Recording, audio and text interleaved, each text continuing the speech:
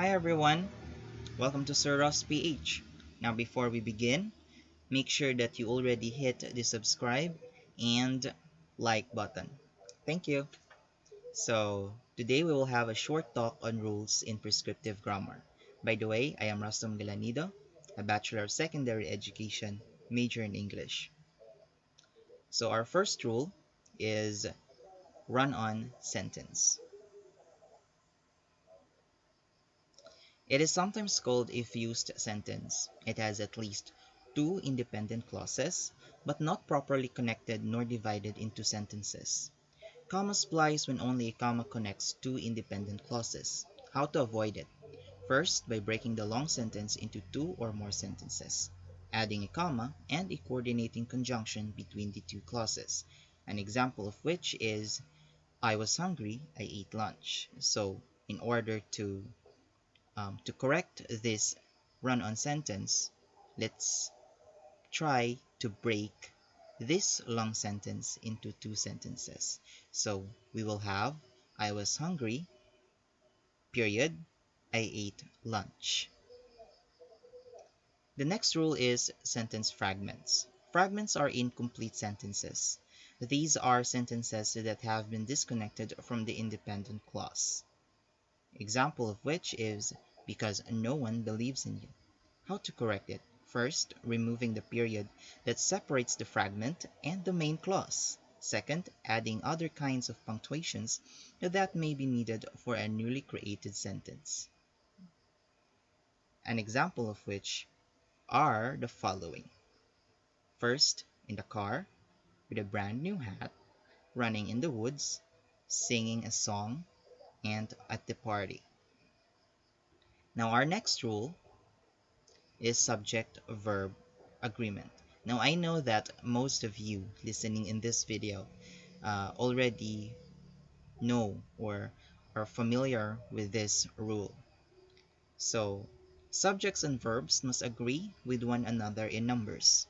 It's either singular or plural. Thus, if the subject is singular, use a singular verb, and if the subject is plural, use a plural verb. So, example, in the singular, the dog chases the cat. Now, as you can see, our noun or the subject dog is in a singular form, which means our verb should also be in a singular form, chases. Now, before I proceed to our next example, remember that when a noun is in a singular form, there should be no s, and if it is in a plural form, there should be the word should be added with s. If in the side of a verb, if the verb is in a singular form, there should be s, and if the verb is in a plural form, there should be no s. So in our first example, the dog chases the cat. For the plural, the dogs chase the cat. As you can see, our noun or the subject, dog, is in a plural form, which means our verb should also be in a plural form, chase. Now, our next rule would be plural and possessive. Strauss 2020 explained that the addition of s at the end of a word is because of these two important reasons. First, to make a word plural, do not use an apostrophe. Second, to show possession, use apostrophe. Possessive pronouns do not have apostrophes, such as yours, hers, its, ours, and theirs. Now, for the fifth rule, we have the capitalization rules. Now, everyone should remember these things. There are many things to remember when it comes to capitalization rules, but this time I will give you a few that is most commonly used. First, First word of the sentence should be capitalized.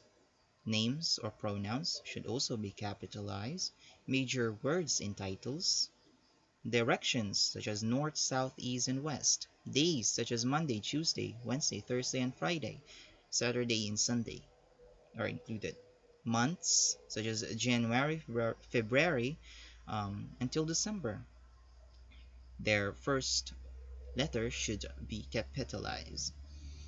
The sixth one is countries or places, trademarks, initials, and acronyms. So you should remember those things because um, in some points we are writing words, important words that their first letter were should be capitalized, but you've written it in a small letter. So let us be aware of the things that should be capitalized. So